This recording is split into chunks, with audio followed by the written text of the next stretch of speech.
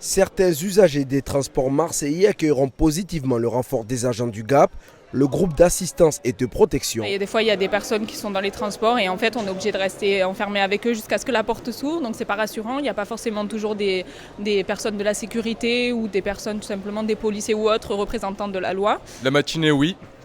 Mais quand ça commence à être un peu plus la soirée, vers 20h, je me sens un peu moins en sécurité en tout cas. Créé en 2022 avec 46 agents, le GAP en compte aujourd'hui 99.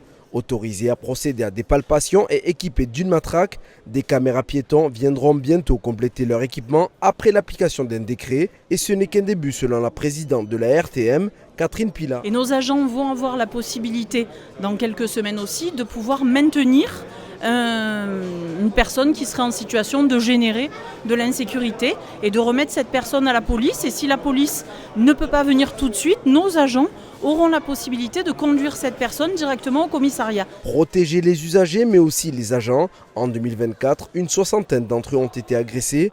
Un chiffre en baisse mais encore trop élevé pour Martine Vassal, présidente de la métropole. Il faut rassurer la totalité de ceux et celles qui utilisent les transports métropolitains pour qu'ils puissent... On va mettre des sommes considérables pour faire une révolution des transports. Il faut que chacun et chacune puisse utiliser ces transports en commun. Pour cela, il faut qu'on se sente bien, on se sente en sécurité. La RTM entend, avec ce plan d'action, lutter aussi contre la fraude qui lui fait perdre 24 millions d'euros par an.